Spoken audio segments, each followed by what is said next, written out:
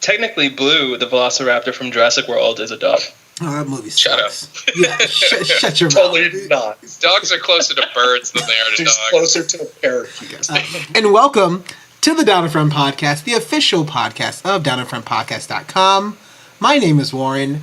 I am with a bunch of my best friends, and tonight we are reviewing Wes Anderson's newest film, Isle of Dogs. It's kind of sort of in limited release, but not really, but not a lot of theaters. It's kind of a bummer.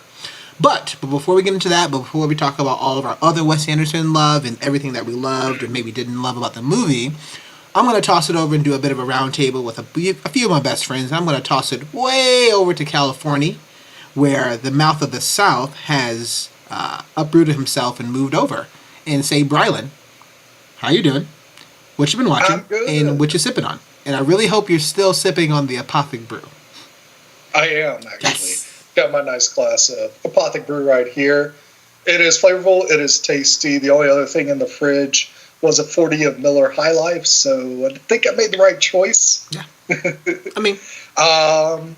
what I've been watching is I watched WrestleMania in its entirety this past Sunday. This was actually a really good WrestleMania. I thought it was very consistent in its quality of matches. My favorite being Charlotte versus Asuka. What those two ladies pulled off was nothing short of crazy and phenomenal and awesome. But you know what? It is very long, and at the end, like the very last match, Roman Reigns and Brock Lesnar, nobody gives a shit anymore. And it's just like, why are you torturing us at the end with this last match that nobody wants to even watch or care about? WWE needs to actually pay attention to who people are loving, and the person that is the most popular wrestler right now that they need to push is Braun Strowman.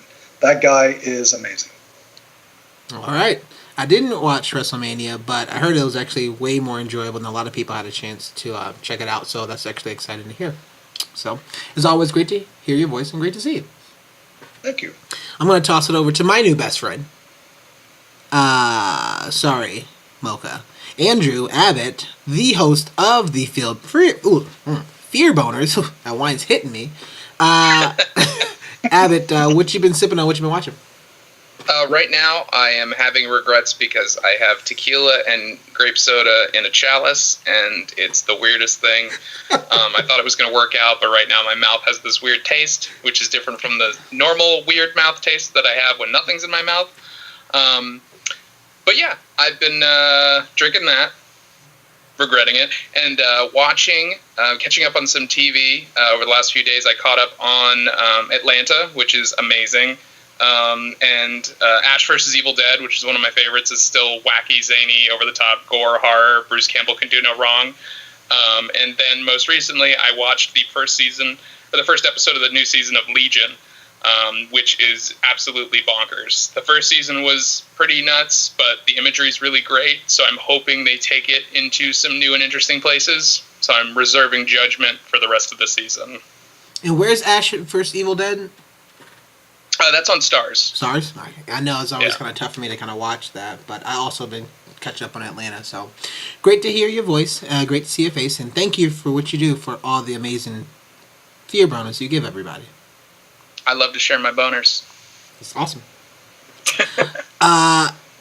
The most beautiful, majestic Mocha Mike, who is coming to us live all the way from Denmark. I don't even know where that is. How are you doing? How was your trip? What are you sipping on, and what have you been watching? I'm doing fantastic. Great to be here, guys. For those of you who don't have a map in front of you, Denmark is actually just north of Detroit. It's Europe's glove.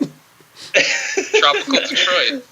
Actually, I'm in Scandinavia, specifically in Aarhus. I'm working on my pronunciations. It's hard out here. Yeah, hanging out in Denmark, visiting a friend, and podcasting with my native buddies back home way too early in the morning. I'm about 6 hours in the future from you guys, so this is what I do for the pod. Put it all on the line. How many Danishes have you had? As in, like, people? Yeah, we're talking about pastries or people here? I didn't say Danes, I said Danishes. See, I'm still working on the nomenclature. Oh, man. None, actually. I haven't seen any. And I think that might be offensive out here. I don't know. Probably. Well, it's like tumbleweeds. They just roll around out there. Yep. But I'm doing great. I'm having a good time. I'm really glad to be back since it's been a while since I've been on an episode. Right now, as far as what I'm drinking, my Danish host was nice enough to provide me with this beer, which I'm going to do my best to pronounce. It is a Tubo Julisboeg. Yeah. So everybody who's not watching the podcast, he's showing us the label of what that Tuborg is. Juleberg. Yeah, you forgot some G's. Tuborg Tubo Julisboeg. Cyborg Jellyberg. Pretty much. But I'm sipping on that. It's a nice, tasty, cold beer. And as for what I've been watching lately, during the transatlantic flight, I had a chance to start catching up on all of the Oscar-nominated movies that I won't go out of my way to watch from the comfort of my own home. So I've watched a couple on the way in, but the one that stuck out most to me was The Florida Project. It was a really solid movie. I am surprised about how it managed itself during the Oscars, because it was only nominated for Best Supporting Actor, which was for Willem Dafoe, which he did not win. I don't think that his performance was worthy of an Oscar nomination for Best Supporting Actor, but I definitely think that movie was worthy of nominations in a lot of other categories, and it got completely snubbed otherwise, especially the main actress, 6-year-old Brooklyn Prince. She was absolutely amazing and did such a stellar job and did such a better, more authentic job at acting out her character than I've seen most adult actors do in their entire lives. So it's a real shame that she didn't get nominated for Best Actor, because she was really fantastic in it. That's a bummer. I mean, one Brooklyn to another. I just realized that. Have we ever seen a child actor or actress nominated for an Oscar? Absolutely. Anybody that's Anna under? Paquin. She won. But how old was she? She was 12. Okay, so anybody like under 10? I was gonna say, yeah. By the way, Tatum O'Neal was 11 for Paper Moon. Kelly Joel Osment, wasn't he nominated? He was nominated. He didn't. Yeah. how do you? He was nominated for Most Likely to Grow Up to Be Dumpy Looking, and he won. That's depressing. That dude doesn't look like he works on your car nowadays. Oh yeah, he's He hilarious. is great though. Yeah, He was in that Hulu show Future Man, and he was fantastic in it. So, God bless him. He played a weird Canadian Nazi in that Kevin Smith movie. That was an interesting turn of events. Well, if you do have Amazon Prime, The Florida Project is actually on there. And I've added that to my watch list, so I was pretty excited to kind of check that out, because that was something I was really, really looking forward to watching. So thank you for coming on. Mocha, is definitely great to have you on, especially you're so far away, so we thoroughly appreciate it. I am Warren. Oh, of course. I am Warren. I'm going to be your host. Right now, I am sipping on a red bottle of wine called Line 39 Pinot Noir from California. It's actually very good, very smooth, very easy to drink. So I may crush this bottle tonight. Who knows? And from what I've been watching, I also finally caught up and binged everything of Atlanta yesterday. So I'm excited, and I finished the last episode today for the Teddy Ruxpin episode. Teddy Perkins. Thank you. I was like, Teddy Ruxpin. Where's Teddy Ruxpin come from? I was like, That's the teddy bear that's equally as creepy. Okay, right. But the other stuff that I was watching, I actually had a chance to take a look at a documentary called Down from the Mountain. Have you guys heard about this? I have not. I think you were telling me about it. It's from the guy, a bunch of the compilation artists who made the music for "Oh Brother, Where Art Thou," and it just talks about like them, like sometimes the creation of their music, how they were performing some of this music, and they were performing the movie, and Man, this music is so good. The documentary is just them just playing music, and it focuses more on just them like learning about these people's lives. And the guy who was in the movie, "Oh Brother, Where Art Thou," who like sold his soul for the devil, sort of thing. He was Johnson. Huh? Robert Johnson. Robert Johnson. Okay, I didn't know who he was, but he actually was like there, just kind of hanging out, like playing music too. So that was actually really really awesome. So I was super super pumped to take a look into that. So it took me forever to try to find it online. I think it's only on like hard DVD. So got my hands on a copy and it was pretty cool. So I didn't have a DVD player, but I borrowed some stuff. So I just looked at it real hard until I saw the brain images in my head. and then I got it. So definitely go check that out, especially if you like kind of good music, good soulful kind of bluegrass music. I think if you haven't seen the movie, definitely go check out the movie because that's also fun. So that's what I'm watching. So I'm excited, guys. I'm pumped. What we're going to do for right now, we're going to move into our entire movie review section. For everybody who haven't seen Isle of Dogs by Wes Anderson, I would say you probably want to stop the recording, stop listening right now, because we will be spoiling the movie.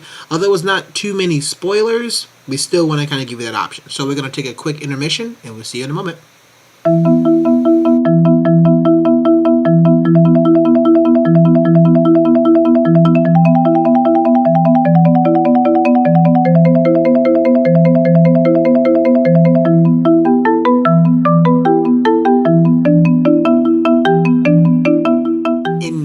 Back, and thank you so much and welcome back to the Down in Front Podcast, official podcast of downinfrontpodcast.com. I am with Brylan, I'm with Mocha Mike, Andrew Abbott, and myself is Warren. What we're going to be doing is giving you a full review, including spoilers, of Isle of Dogs by Wes Anderson. And what we're going to be doing is breaking it up into a couple different sections. We're going to actually do a bit of a ranking, so all the other Wes Anderson films, we're going to talk about that. We're going to get into just talking about the cast and then the acting, and then probably kind of go into the use of like the translation and the depiction of like the Japanese culture, and then later on we can talk about some other stuff before we kind of sign off. So I'm super pumped. I'm really excited, and I'm actually going to start off with kind of toss it over to the group, and let's start with just going from hard rankings. Now, I haven't seen all the Wes Anderson films, so I can just say sorry. But I'm still a fan of them. I'm going to toss it over to Brylan. Says Brylan, just give me the rankings really quickly, and then we're all going to chat about them. So, give me your rankings for Wes Anderson. Holla. All right. I've seen all his films. I love his aesthetic. So, I start with Moonrise Kingdom, then Rushmore, Fantastic Mr. Fox, Royal Tenenbaums, Grand Budapest Hotel, Bottle Rocket, Life Aquatic, Darjeeling Limited, and Isle of Dogs last. You mean Grand Budapest? Budapest. Budapest. Mocha Mike, your rankings. So I too have seen all of Wes Anderson's fully directed filmography. I had the good benefit of living with our mutual good friend Ian Scott Howland 3 years ago and he took me on a guided tour of his entire filmography. So it's all pretty fresh in my mind. For me, my list, similar to Brylan, starts with Moonrise Kingdom. That's my top one. Gotta love it. Followed by Royal Tenenbaums. Also Fantastic Mr. Fox in third place. Bottle Rocket, Rushmore, Grand Budapest Hotel, Life Aquatic, and Darjeeling Unlimited. No, excuse me. Life Aquatic, then Isle of Dogs, then Darjeeling Limited. Okay. Abbott? Life Aquatic is my number one. Then Grand Budapest Hotel, Fantastic Mr. Fox, Isle of Dogs, Darjeeling Limited, Moonrise Kingdom, Royal Tenenbaums, Rushmore, and Bottle Rocket.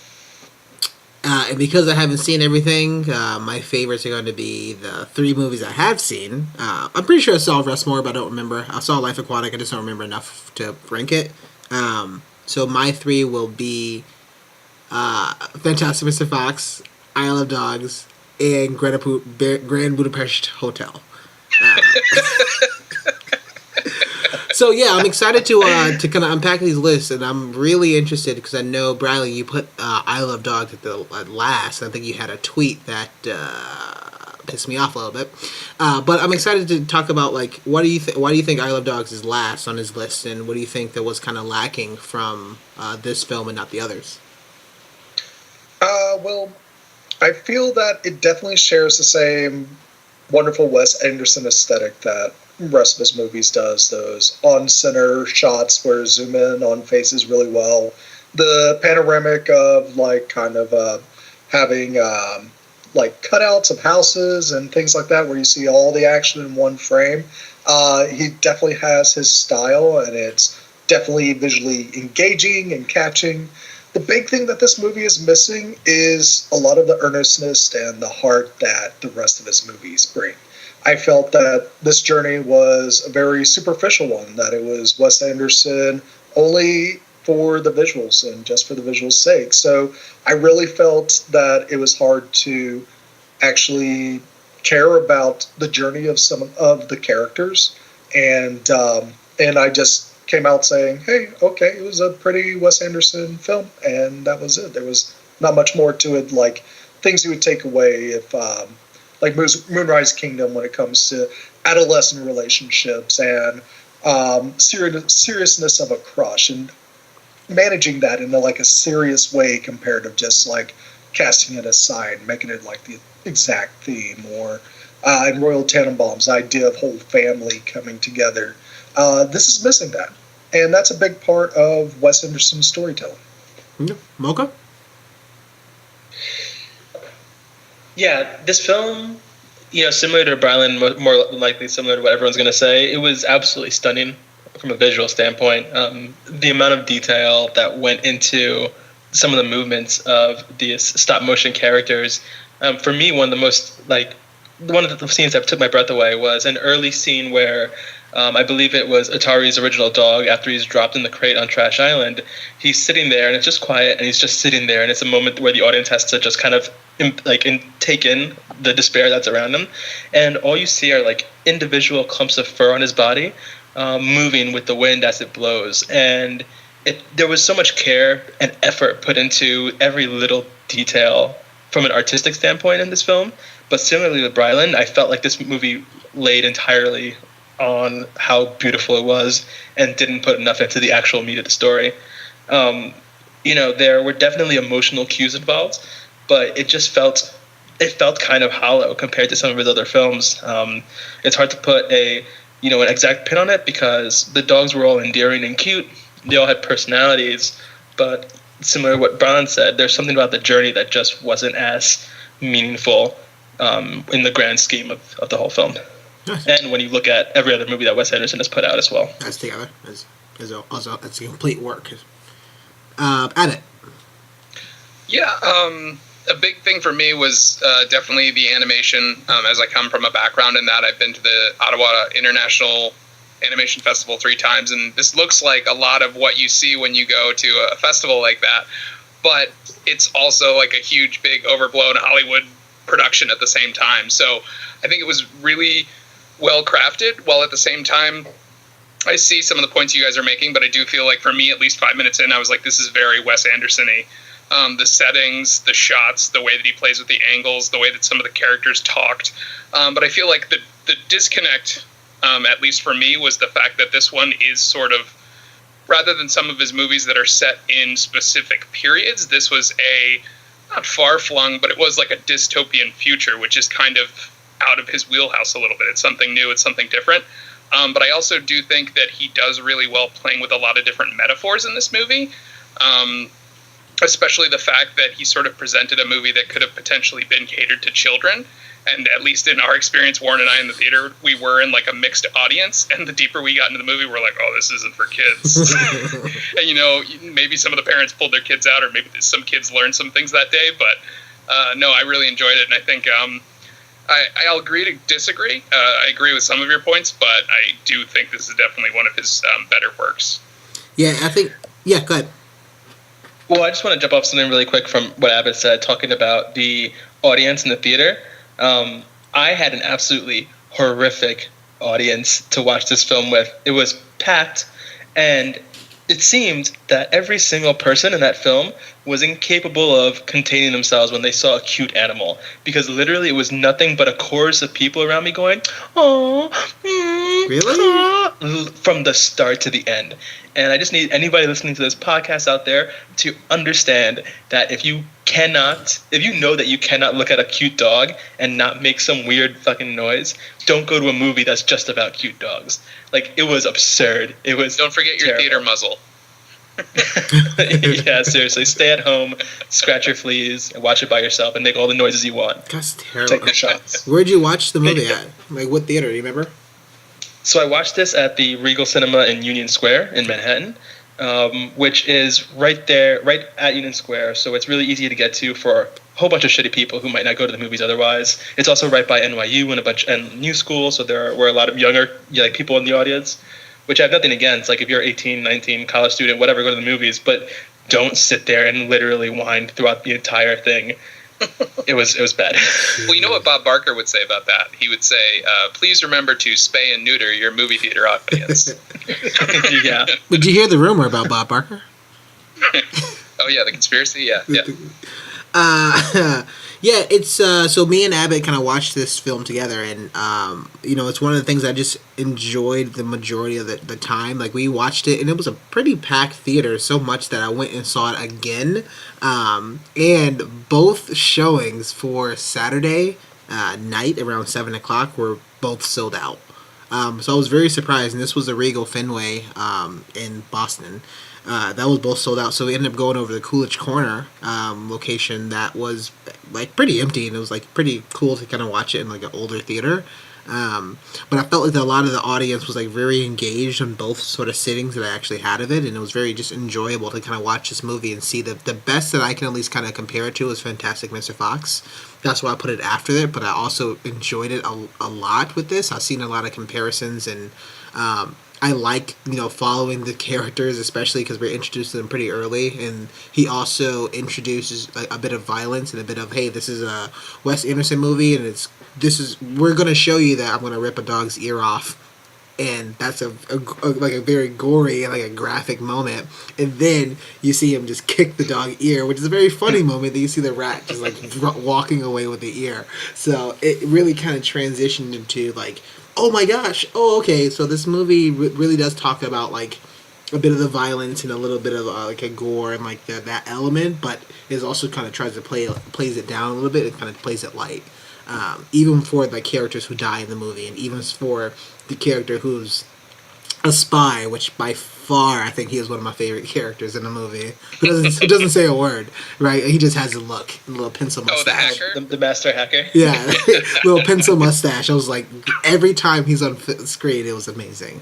So I just thoroughly enjoyed it. And I'm excited to kind of get into talk about, the reason why I enjoyed it. And it's a little bit different than like acting, right? But there's a lot of the voice actings. And I know Wes Anderson typically has his standard people and contributors to going and like being voices or being actors in his movies. And so Abbott, you had talked about a couple of the things of, some actors who were in this movie of, what are some things that you just enjoyed when we talk about acting and we talk about cast and the performances, some stuff that you enjoyed about that? Yeah, definitely Bryan Cranston as a lead, him being like the main dog, kind of becoming like the big dog throughout the film was great, because I don't believe he hasn't been in any other Wes Anderson movies, and for him to have such a major role and have such a character turn was really great. But even the smaller roles in that film, like Edward Norton as his sort of foil, that was pretty great. But one that sticks out in particular is Harvey Keitel, his dog, being like kind of the one that rescues the other dogs on the island. And he's so remorseful and so sad that he howls all the time. So it's literally Harvey Keitel howling is the funniest freaking thing. But then also Tilda Swinton as Oracle, as we talked about before, her performance is hilarious because she just has that like flat, serious voice. So she could be an Oracle. I mean, she was the ancient one, right? Yeah. So Yeah. Just little things like that, little touches like that, where people just really pulled off these performances. The choice to not have subtitles, but instead have sort of Frances McDormand as this announcer that kind of explains everything as it goes along and has these emotional responses to people just talking is really great too. I think as Wes Anderson movies go, this was one of the better ensemble casts, even though they're not like full-on acting. I think some of the voice choices, especially for an animated movie, were really key.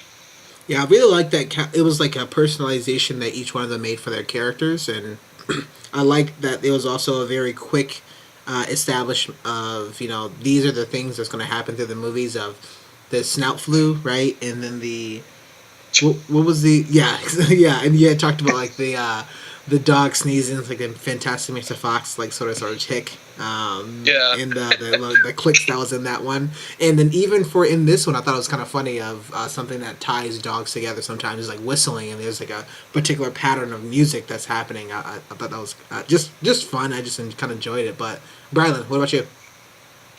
Yeah, so I mean, when it comes to acting, I think Jeff Goldblum stole the show with his rumor monger going around. Just every like 5 steps that he took, he's like, "Did you hear the rumor about this? Did you hear the rumor about that?"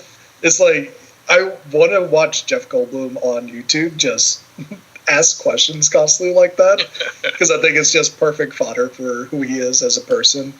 I too liked Frances McDormand. I thought they did a really cool thing with the translator, having her be this kind of present narrator for when we need to know what the Japanese characters are saying.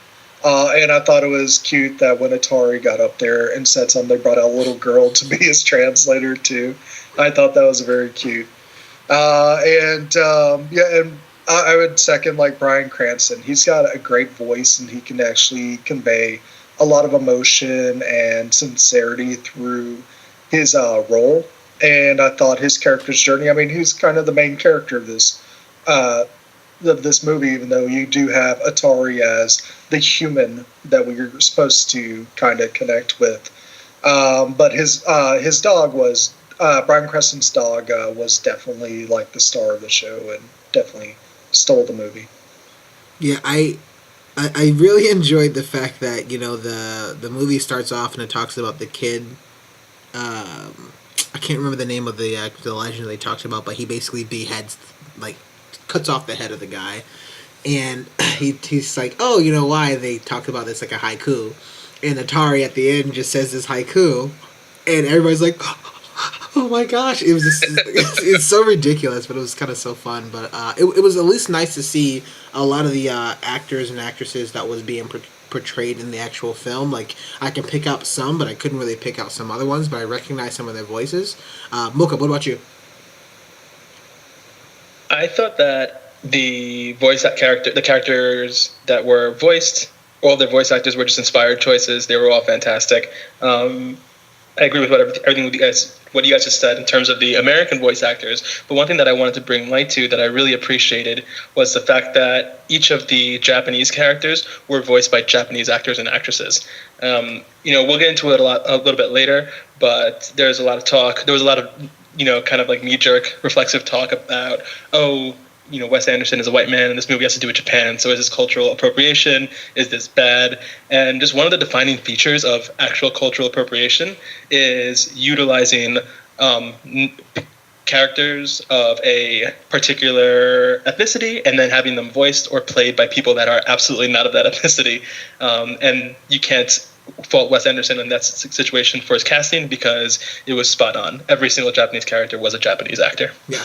I thought that was kind of fun here. And even kind of get into that one, like, we can transition of talking about, like, the depiction of, like, Japanese culture and, like, the use of translation. I thought I was kind of nervous because obviously going into this movie, I didn't know what it was about, but I liked that they set up a lot of different, they set the world up, they set this, not the stakes, but they set up the parameters of what we're going to be doing, and the fact that people, like, the actual characters are going to speak Japanese, and we're just going to be listening to, like, a translator. I thought that was very fun. I think if you definitely hear a lot of our older sort of episodes, and really a lot of our other episodes, I really hate the fact that there's movies that are not subtitled, when they're trying to be authentic as much as possible, and yet they're talking in a really, really difficult accent, but they're speaking English. And it's kind of like, why are they doing that?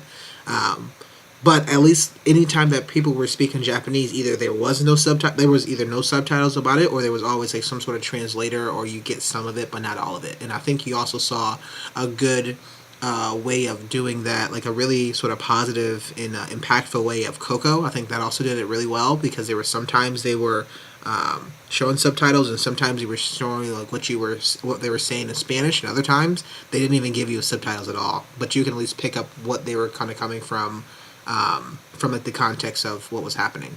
So I thought that was actually kind of fun. But I'll toss it over to Abbott and talk to you guys about like what about the Japanese culture and about the use of translation in this movie.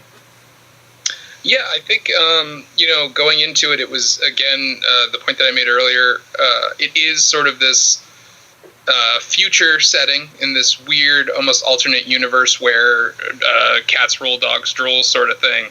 And while they do have a massive amount of Japanese references and Japanese culture throughout the film, I feel like it is very respectful, but it's also sort of Wes Anderson's interpretation of like how he wanted to portray that. He didn't want it to just be, oh, these are Japanese people, oh, they love cats, they hate dogs. He also wanted to be like, oh, well, if they're going to have this like clandestine meeting, of course the phone call is going to come through at like a sumo wrestling match, but it's not just going to be like in the background. You're going to see it happen. Like you're in it. You're kind of thrown into the deep end, and you kind of see everything around you, and especially the direction and the animation itself just kind of brings you in.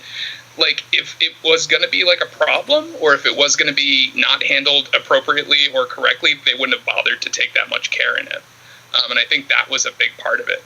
The only thing that kind of threw me off was the fact there was the one character who's like the white foreign exchange student. I felt like her being tossed in there was a little weird. But otherwise, I think, Kira's character was really great. And then the fact that I think you pointed out to me when they meet the one scientist in the bar, and her name is Yoko Ono, and I kind of laughed. I was like, that's a weird name to give her. And you looked over and it's like, that was Yoko Ono, and she did the voice. And I was like, oh, that's cool. Okay. Yeah. So little things like that were great. But Ken yeah, Watanabe was Dr. Watanabe. Yep. Yeah, Ken Watanabe. Yeah, and so it's great that like it was this, in my mind, a brilliant matchup of a director like Wes Anderson, who has a very specific aesthetic, and then Japanese culture, which also has a very specific aesthetic. And I feel like they met in the middle, and it kind of made this really beautiful picture. And especially doing it in stop motion animation was like perfect. Yeah, I think one thing about this was, about the way they handled Japanese language, Japanese culture, is that they set it in a very unrealistic Japan. Like, the city's name is Megasaki. So you know that you're not really going to take an exploration of Japanese culture, and this movie's not going to try to convey this is what we think Japanese people are like. They're having fun. They're definitely telling a story of fiction. But at the same time, I think they want to bring out those parts of Japan that they find very endearing and very interesting to explore as well. So having the Japanese actors speak in their native language without subtitles for the most part, I thought was fantastic. But also, plus the music, even though they didn't get a Japanese composer, they got the next best thing, which is Alexander Desplat. And that dude knows how to score a movie. Yeah, he does. And he did an amazing job on this score. He definitely explores like more Japanese storytelling is probably the biggest cultural takeaway from this, where the movie is kind of structured like a Japanese fable, or if you look back at Kubo and the Two Strings, it is that once upon a time at a land far away. They even have title cards to set this up kind of way, and that's what your journey's all about. Yeah, for me, I want to make this clear at the onset of the statement.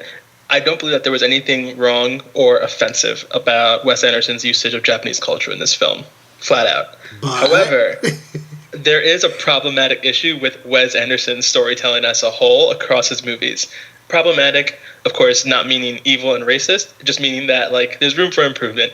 The thing about Wes Anderson is that he seems like he's only capable of telling a meaningful story if that story is about a hyper-privileged, white character.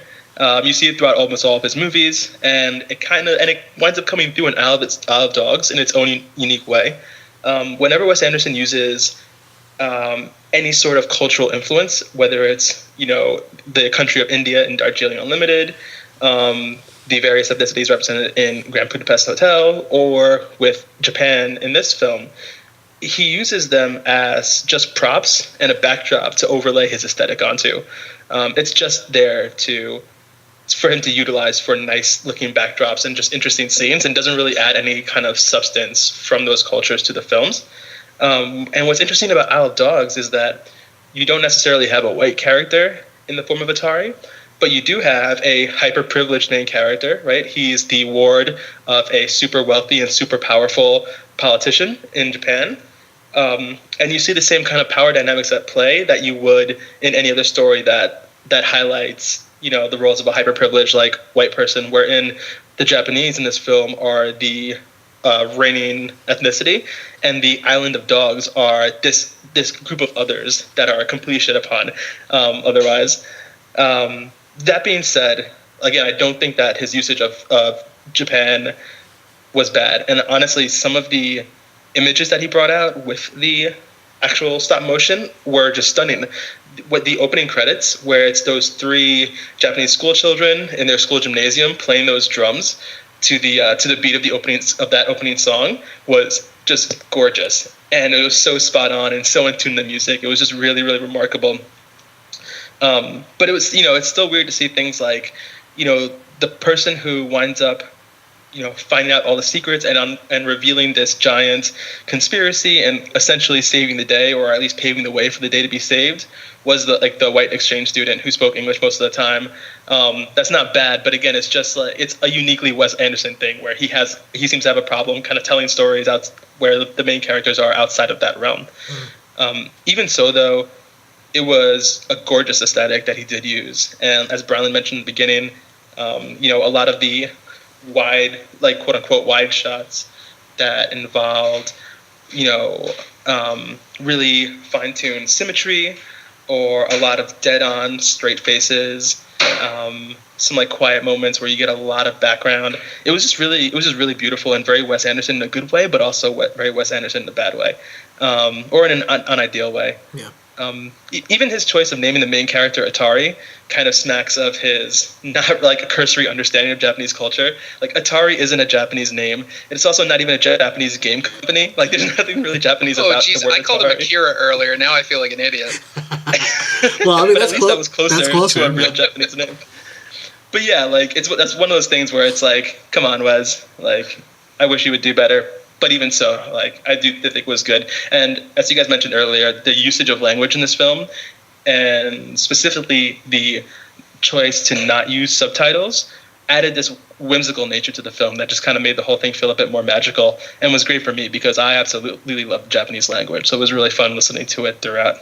Yeah, I mean, I thoroughly enjoyed. I know is one of the things that I was a bit nervous about, and it's something that I like, but at the same time, I can only imagine people getting up and walking out of the film within the first 5 minutes. And I think me and Abbott, I think we leaned over and like talked to each other about it. Of, oh, this is very Wes Anderson, or this is very like creative and like artsy and whatever sort of like adjective you want to put on it. But he really kind of cranked up it a lot with a lot of these characters, and he let these actors and actresses kind of live these roles. But I would say it's definitely, if you take, Grand Budapest was like pretty out there. They had like some things out there, but still it was like pretty rooted and it wasn't too bad. But then if you then take, the Fantastic Mr. Fox and this, it's like, that's, even though it's both of those are still sort of animated, one's a little bit more grounded to the Fantastic Mr. Fox, and then this one's a little bit more difficult, more kind of surface level, and they end up just getting more. They didn't really kind of get to the emotional sort of backing. I think we had mentioned this before, to the fact that a story happens, it goes through, we kind of know what happens, he gets found, the torch is passed, and then it kind of sort of ends. But we don't really get anything going from like this cat versus dogs, is the battle still going to go, or really anything else besides kind of the surface level. And I'm pretty sure people are probably going to have some probably some issues, right? It's not. I don't think any movie is going to be perfect, but these are probably things that I know that people who've seen the movies have some issues with. So I think it's okay. I had another quick thing to hit on as you guys were speaking about that regarding the aesthetic and the use of Japanese culture. Something that is kind of interesting is the fact that the two parallel environments that we're sort of exposed to are this beautiful Japanese city, Nagasaki or Megasaki, and then a giant trash heap. And it's like they're both beautiful in their own ways, and they're both really well produced in the way that the scenes are set and the way that the environments are put together. But when you think of it that way, it's like, here's this beautiful, like he's trying to almost respect it that way. It's like, okay, well, this other place we're looking at is total garbage. Like, this is just refuse. It's all grays and earth tones and gross. Meanwhile, here's Japan, big, bright, beautiful, vibrant, lights on, electric, running neon, like all this stuff. And I thought that was a really interesting dynamic. Cool. So I know there's a bunch of other stuff that we want to talk about.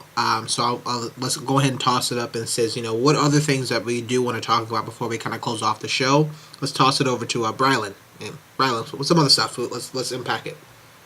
Yeah. So like I was saying earlier, like this is probably my least favorite Wes Anderson film. One of the reasons why I don't like it that much is the way they use violence and gore in this movie. He definitely takes it to a more cartoony level than he has in his previous films. A lot of times in his previous films, he uses the violence to break the silliness and to remind people that, hey, there's some serious stakes here. If we look at like Royal Tenenbaums, Richie goes into the bathroom and slits his wrists. It's not played for laughs at all. It's just like a really serious moment that, like, oh shit, what happened to this guy? Or if we look at Moonrise Kingdom, like when someone's shocked by lightning, it's like, oh, is he gonna live or die, or is he dead or not?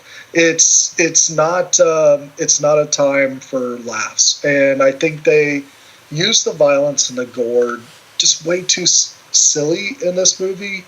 Especially with Atari's like gyrocopter rotor stuck in his head the whole time, where they pull it out and he passes out and there's blood pooling out of his head, and they put it back in and blood still squirts out and he's back walking around.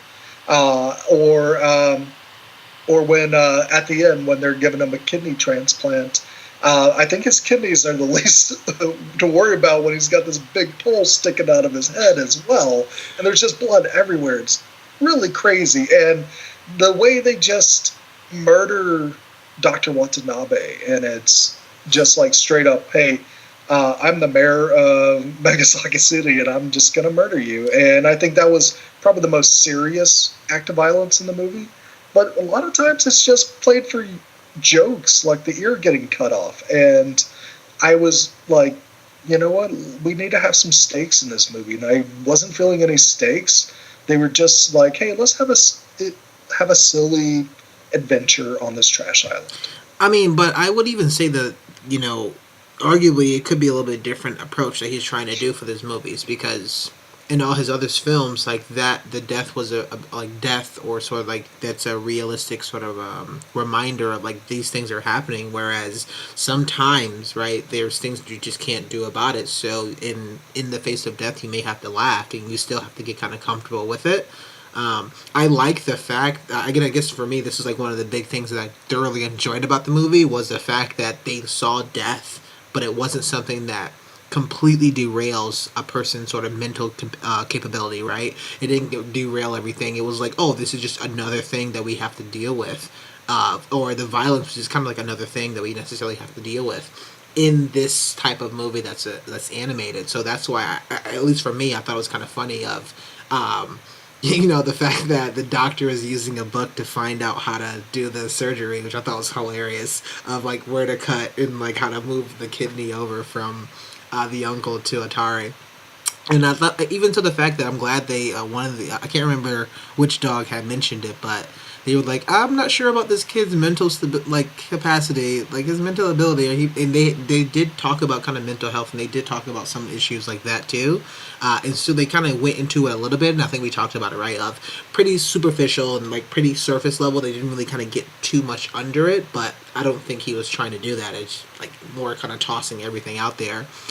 The thing about the doctor is, I was looking more of that was a suicide, because he knew that they were going to necessarily kind of poison him, so that's why he only like licked it a little bit, and that was it, instead of eating it entirely and leaving that for its own. But I think it's also open for interpretation. But I think they intended to murder him, but he was kind of like, if this didn't happen, then not. So I looked at that as being a bit of a suicide on his part, which is a bit more of a sacrifice of, if that didn't happen, then the foreign exchange student didn't like rise up and like find all this information out. So that's how I kind of at least perceive that, but it could be open for anything. Yeah, and I mean, the big thing is I walked away feeling like they used the violence to make fun of that moment rather than for you to kind of feel a little bit more that deeper level layer of those characters, and to have that kind of compassion to them. I can definitely see that too, and I kind of agree for that one. I think I looked at it and I liked it a bit more for laughs, of lightening the mood of like watching animated sort of violence, which is very different, but at the same time it still could be funny in certain elements. Mocha? Yeah, I guess two things that come to mind that haven't been touched on yet.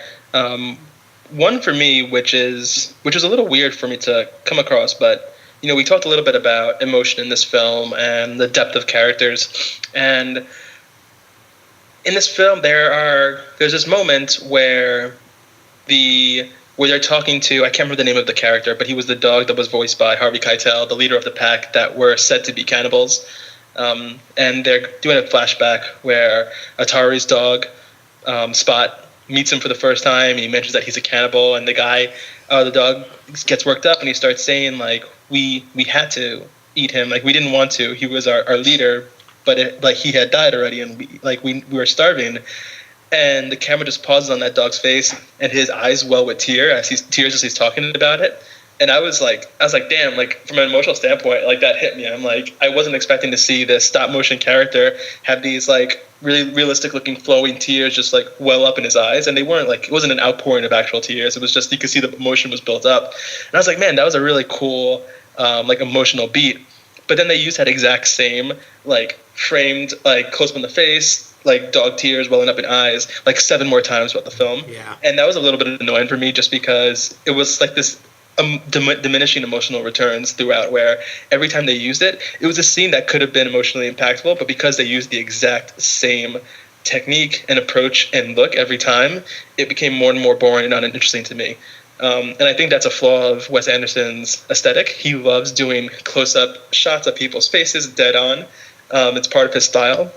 But when you add the element of the repeated emotional, emotion yanker, tearjerker, whatever the phrase would be, heartstring puller. Anyway, when you use that same beat over and over, it loses its edge, and it kind of just like bored me when it got later. What was used later on in the film, in moments that I shouldn't have been bored during. Aside from that, also there was one thing in this film from a story perspective that I really would have liked to see more of.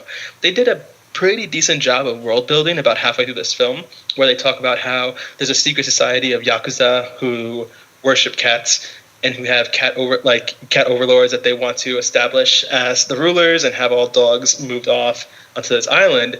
And that's a really interesting plot point. But at no point do they ever go into the relationship of humans to cats. Dogs can speak in this film. Owls can communicate with those dogs. But cats, despite being like the driving force of all these dogs being thrown into genocide, never talk, never have a role. There's never a reason for them. We're just told, oh, the Yakuza like cats, and so they're genociding all the dogs. That movie would have made more sense had they not mentioned the obsession with cats and just said, well, they want to get rid of the dogs. Let be that as it may. That would have been more just acceptable for me than saying, oh, it's because of cats, but then never mentioning or showing any interest in cats or having cats talk or having anything to do with it whatsoever. I just felt like that was a miss in terms of the story. And I would have liked to see that. I would have liked to see why those cats were such assholes. I mean, I'm glad they didn't really kind of delve into like a cats and dogs. Which, by the way, if you guys haven't seen Cats and Dogs, it's a terrible movie, so don't watch it. I love that movie. You shut your mouth. I knew you would say. I knew you were going to say that. This is why I hate you. But I'm glad they didn't tell a story of it's like cats and dogs, right? They at least brought a bit more of lore, some story behind it, some Japanese traditions, and they kind of just meld everything together. But it's still a bit of a joke going back to that haiku, right? And I'm glad that he talked about it a little bit different. But I think it would have been cool to see like we saw at the end, like there was a bunch of cats that potentially come out of nowhere, or it came out of the robot dogs, or I wasn't quite entirely sure. And I thought for sure at one point the tall like butler was going to be like a series of like 6 or 7 cats that was controlling the human or something. I mean, you never know. Or 6 cats and a man. That would have made a lot of sense for why he freaked out at the politician at the end. Well, but you see, I agree with you. Like, we don't need more movies that are about cats and dog tropes, but they made it a movie about cats and dogs. Yeah. They were very clear. We're only doing this because the Yakuza love cats, and so we're getting rid of dogs. But then they didn't follow through on that. Well, even to the that point would have been too easy. Yeah, well, even to the point I agree, where but they shouldn't have mentioned it then. like the uncle, right? He has a huge cat tattoo, and that he turns way too easily. I felt like, and then gives up his kidney and goes to jail, and he was okay with that. But I love that also it's like a dark humor moment of Atari with his new counsels, like, oh, what should we do? And one of the girls go, I think she sentenced her to death. Ooh, that's a little bit much. Maybe we just go to community service or something. All right, I was like, that's just part of the. And I think that was like one of the last lines of the movie, so that was kind of fun, close to last lines. But yeah, I thought that was kind of just fun to just kind of talk about that too. Abbott. Yeah, I think a lot of what you guys said kind of rolled together, especially with the story. And one thing I'm sort of putting together is that Fantastic Mr. Fox was based on a book. This one was not. So he kind of had to do a lot of work to kind of build his own world, build his own story. And one thing that we remarked on when we left the theater, Warren, was that Jason Schwartzman was mysteriously missing from this film. But as I was doing some research, he apparently worked very heavily on the screenplay. So that was his involvement in this movie, which I thought was really interesting. But also the fact that he does have to kind of toe the line. He didn't cater to kids, so that's probably why they didn't include like the definite 100% cats versus dog easy equation there. But he does do this great job of pulling off things like an Edward Gorey or like a Roald Dahl, where he incorporates these classic children's book tropes, like parents aren't present, they're gone, and then the kids, while they're dealing with these super heavy issues, they're not necessarily treated like kids, they're sort of treated like adults. Like the stakes are just as high for them as they would be for adults, and that's what kind of makes it great. So I would let my kids watch this movie. I don't have any kids that I know about, but if I did, I would take them to see this movie. But yeah, no, I think I really liked it. I think more parents should let their kids watch this movie, because I think kids nowadays are all babies. All kids are babies, and all babies need to grow up. I agree. All kids born before 2015 are babies. Case in point, I was at Starbucks the other day, and this guy behind me told the barista, you got to watch out for those kids outside. They're playing with lighters. It's like, what does a barista care about that? Yeah, it's weird. No. I mean, I definitely do agree with. I agree. Let's agree to disagree again here, Abbott. I would definitely bring like my children to watch this movie, and I'll bring them to watch a lot of movies. But at the same time, like, you can have like those conversations about it. But it's nice to see like different depictions and different sort of representations of like death, where some people like laugh at it, some people like have a more serious approach to it. Like, it's not something that's like one thing, or it's not black and white, right? Everything's gonna be in that gray area, and sometimes you have like a death like the Watanabe's character that was very much sad and like, oof. Like, we have that. Then we have, the other deaths that's in the character that talks about like I don't think anybody else died in this movie.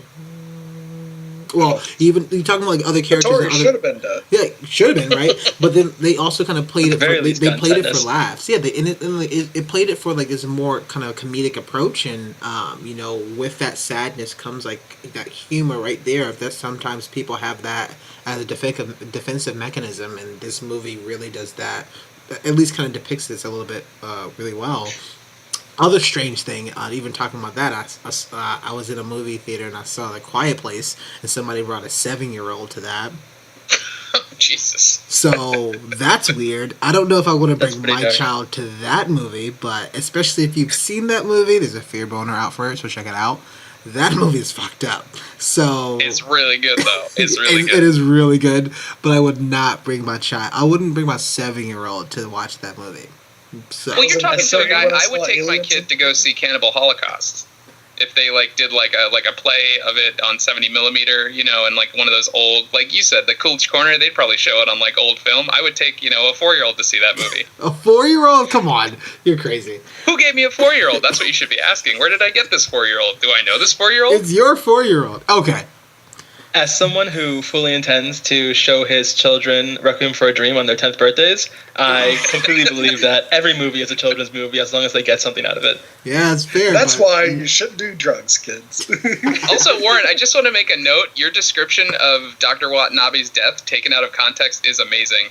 You said he licks it and then he didn't put it in his mouth, but he still died. You didn't say what it was. Oh. My bad. So thanks for calling me out. In the movie, there was an amazing sequence. Actually, now thank you for bringing this up because I didn't want to mention this in my all other things, but there was a sequence. I'll see if I can link up to the videos in YouTube that talks about how people like there was somebody who uses like regular things and was like making food, and I felt like the stop motion of them making the what's the box called? It was like the sushi box? The bento box, yeah. And them making the bento box, that was by far one of my favorite parts of the movie because it was just the hands and them just kind of creating the food. And then them putting on the gloves and putting the poison that was on that piece of sashimi, I believe it was, or sushi. And so when Watanabe gets it, he eats all the other food in the bento box and leave this one for last. And you can tell because it's a different colored sort of wasabi, and it was poison wasabi, I think they called it, that he like put on the actual sushi. And he sees it, he picks it up, he kind of takes a little dab lick of it, and then we see him rush to the hospital. You see his body, they take off his shades that he had on the entire time, and his eyes are like bloodshot and like popped out and almost and like he was considered dead after that. So that happens every time I eat sushi, though. Yeah, I mean sushi with wasabi. That's right. Yeah, that's normal. So I'm excited. I mean, I'm glad we all kind of liked or didn't quite like the movie, but we have a lot of kind of thoughts about the movie. But let's go into some conclusions. Let's talk about, would you recommend this movie? Would you not recommend this movie? If you hated the movie, if you love this movie, or another big thing of watch this movie, but you may have to watch X and B first. So, Rylan? So I would say, even though I was kind of disappointed in how this movie turned out, it's still an enjoyable film to watch. It's still beautiful in its animation. Even though it's Wes Anderson's worst film, it's still better than 90% of movies that are made out there right now. If there's any primer, I would watch Fantastic Mr. Fox along with this just to see two sides of Wes Anderson's animation talents. Yeah. I think Fantastic Mr. Fox is far superior to this, but they make a good twofer. Yeah, that's a good call out because I would definitely say kind of the same thing of. I think this is one of his only other animated films. Those are his two animated films. But then I would also look at, Kubo and other stop animation movies, at least for me, because that I think you'll also just get an appreciation of this art style, and it takes a hell of a lot of work. Mocha? Yeah, I would say that, similarly to Brian, this film, while I don't think it's one of Wes Anderson's best films, Wes Anderson hasn't yet to make a bad film. So it's definitely worth seeing. Also, please, for the love of God, see this movie, period, just because good animation needs support when it comes to the box office. Well animated films, unless they're Disney or Pixar, rarely do big numbers in box office, and we need directors like this who are stepping outside of the box, that aren't just part of the Disney umbrella, providing us with really cool animation. It takes a lot of work to put this together, and the people who did that deserve every ticket that they can get. So people should definitely go see this film. Well, absolutely, because I know that one of the biggest films from the Kubo we're talking about barely got any money and didn't make their money back, and that was one of the best films of the year. So definitely go check that out. Abbott? It was my and Blewett's best film of the year for Down in Front podcast one year. Was it mine too? It was up there. No, it was just me and Blewett. Call me out. Abbott? Sorry. Yeah, no, I definitely echo your guys' statements. The animation is top notch. I really hope it gets a nod for the 2018 Oscars. It's just a shame that it's coming out the same year as Incredibles 2. But it's true. Like, nowadays, more people expect, they even just hear animation, they expect CG, they expect Pixar. They're like, you could say animation and people are just like, oh, you mean Pixar? It's like, no. There's other animations out there, and this is a great example of it, and people should go out and see it.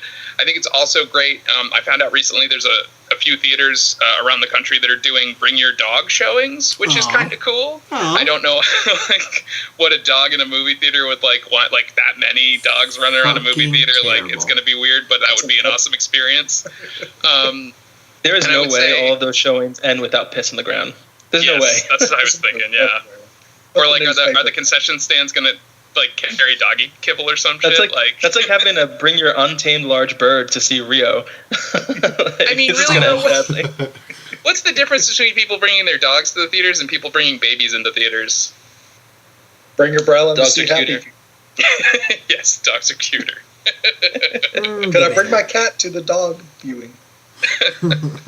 No. But yeah, no, all in all, go see the movie. I would say if you see it and dig it, or if you want to see other sad, intense, interesting dog movies, I would liken this, not directly, but check out a movie called White God.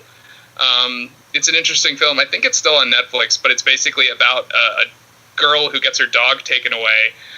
But then the dog, it's sort of told from her perspective and then the dog's perspective, and the dog just goes through hell to get back to her. But through this hell, there's he gets involved in dog fights, and then there's a mass dog uprising, and it gets really scary at one point. There's hundreds of dogs, but the coolest thing about that movie, not only is it live action and there's hundreds of trained dogs on the set towards the end of the movie, but at the end of the movie when it wrapped, they made sure that all of those dogs got adopted, which was really cool. Oh.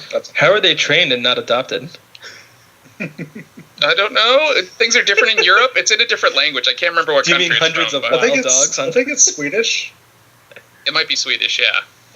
Yeah, because it's also in a different language, but they do have subtitles in that movie. That's okay.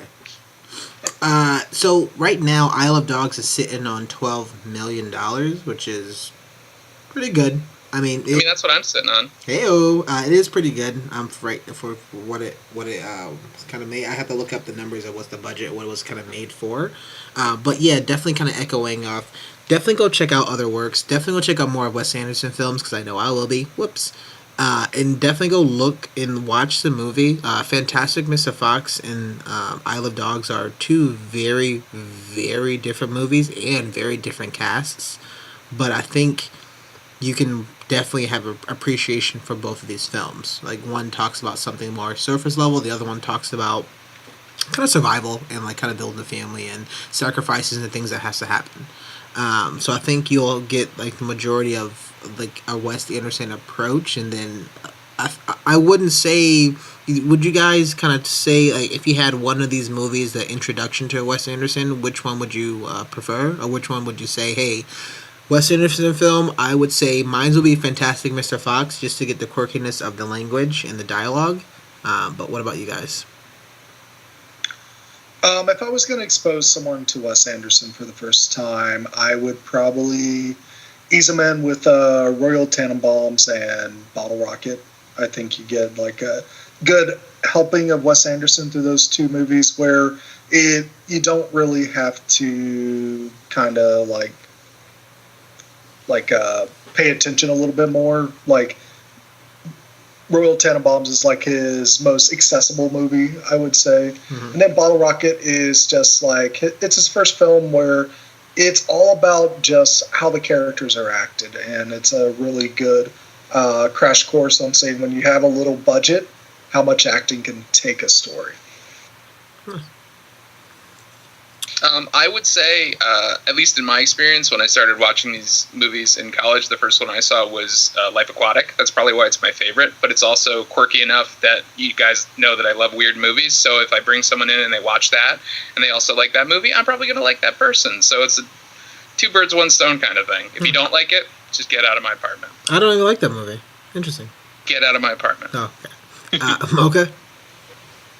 I would say for a first Wes Anderson film to introduce somebody into, I would throw them into the deep end and just say start with Bottle Rocket.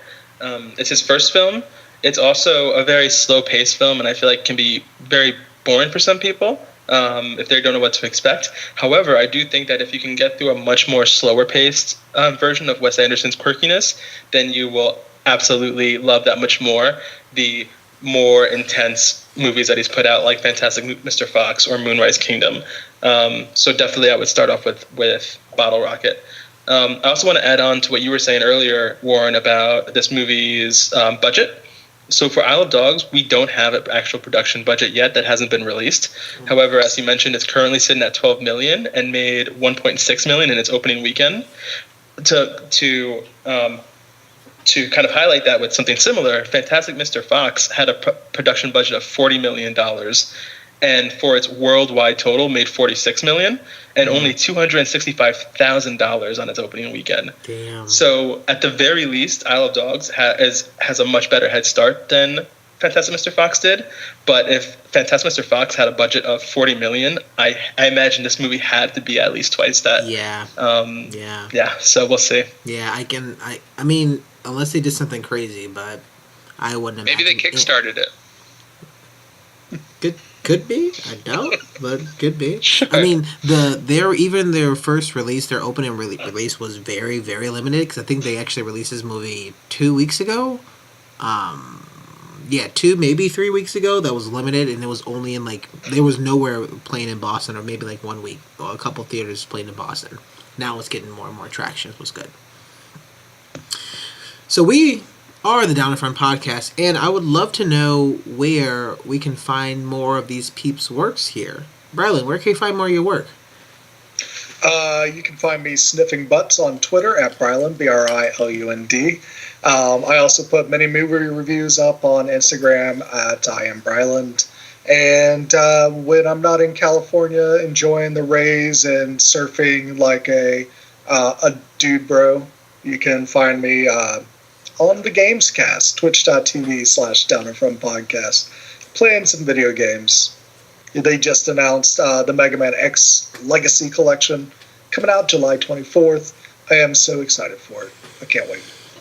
Nice. They also have a Mega Man sort of update that's happening to Monster Hunter. So, yeah, my life is over. Mocha, where can you find more of your work? You can find me on Twitter modeling dog fur jockstraps at Mocha Mike LI. That's Mocha Mike LI as the Lord intended. Unfortunately, you cannot find me at Mocha Mike. The current holder of Mocha Mike recently wandered into his local dump in search of his beloved pet ferret and has yet to be seen. So for the time being, it's Mocha Mike LI. You can also find me on Instagram, where I post my photography work at Mocha Mike. Take a look at that. I will have some images from my trip to Denmark rather soon coming up. And finally, you can see some of my written work at Medium, medium.com/@MochaMike. There I do some long-form reviews of the stuff we talk about here on the podcast. Currently, the most recent stuff that's up there is some information regarding Thanos and some info leading up to Avengers Infinity War. But I hope to have a new post up soon about Pacific Rim Uprising and why it's a really terrible movie, regardless of what Brylan and Warren think. You, bro. That's a great movie. Thank you, China, for banking $350 million into that movie. That's probably like $200 Love million. you, John Boyega. I mean, we're not gonna. You just triggered me. We're not gonna get into that. Abbott, where can you find more of your work? Well, you can find me skulking around the streets of Boston wearing a dog furry suit. I like to make friends and give out free hugs. But on the internet, you can find me all over the place as the Abs Man. We did have a recent Fear Boner for A Quiet Place come out. Give it a listen. I also recently created a new email for the Fear Boners, so if you want to send me anything weird, anything strange, or nice dog pictures as a change of pace, you can always do that. And that is fearboners, DIFP @gmail.com. And thanks so much. And you can find more of our work. So we are literally everywhere. We do want to highlight our website, so downinfrontpodcast.com, where you can find a bunch of our video teaser episodes. We have podcast information. We have our music, and the music's from Michael Blewett, who we're missing first right now. We have the game cast and just about every information that's going to be on there. That's going to be downinfrontpodcast.com. Check us out on Twitter. It says _DIFP, as well as on Facebook. We're on facebook.com/downinfrontpodcast. We have our we have a Reddit. We have an email, like literally anywhere and everywhere you can find us is going to be downinfrontpodcast.com. And if you do want to help us out, if you have a couple of change just rattling in the pockets, definitely go check us out. Definitely support us. Become a patron. Patreon.com/downinfrontpodcast. Anything and everything helps and this matters. And if even for the kind of the lowest tier that we have, you can definitely join our Discord channel that we have set up for it. So just kind of hang out with us. We talk about the next shows, we talk about the next reviews, and there's even a spoiler section that I am not a part of because spoilers are awful. So definitely check this out. Patreon.com/downinfrontpodcast. And with that, throw us a bone. Ooh, I like that. We will say goodnight, go watch the movie, grab a drink, and join the pod. See you later. Adios. Sayonara. Ow. Ow, ow, ow. Are we doing this barking thing or?